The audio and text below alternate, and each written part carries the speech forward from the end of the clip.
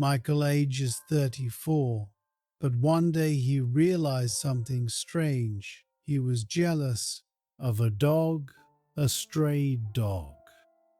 Michael's life looked fine. He lived in a small town in Arizona. His life very simple, a small job, a rented small home, a routine that worked. No disasters, no chaos. But every evening when he returned home, the same thought followed him inside. Is this really it? Michael was 34.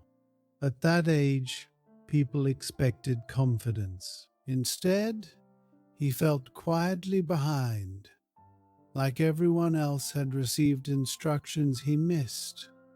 Every night, Michael scrolled friends buying homes, former classmates announcing promotions, people smiling beside achievements. He didn't hate them. He just hated how small his own life felt next to theirs. Comparison doesn't hurt because others succeed. It hurts because it questions your own value. One evening, on his walk home, Michael noticed a stray dog near the corner store. Very thin, dirty and calm, the dog sat quietly, watching people pass. Michael passed it. The first night, then the second, then the third, and strangely, he began looking for it. The dog never begged, never chased. It simply existed. Some days it slept in the shade. Some days it walked freely down the street. No leash, no owner. Michael didn't know why, but something about that freedom stayed with him. At work, Michael listened to co-workers talk about progress, 5-year plans, next steps, milestones. He nodded, but inside, he felt like he was running late to a race that never stopped. Pressure doesn't come from time, it comes from comparison. One Saturday, Michael had nothing to do, no plans, no messages. He cleaned his home just to feel good. By evening, the silence felt heavy. He went outside. The stray dog was there, sitting in the same spot. Michael sat on the curb a few feet away. They didn't touch. They didn't look at each other. They simply shared the same quiet. Michael noticed something unsettling. The dog looked content, not happy, not sad, just present. As Michael watched the dog walk away freely, a thought formed. Why do I feel trapped when I'm the one with options? Freedom means nothing if your mind is caged. Michael realized something quietly. He wasn't unhappy because his life was bad. He was unhappy because he kept measuring it against lives that weren't his. He remembered a younger version of himself. Not successful, not certain, but curious. Trying things without fear of judgment.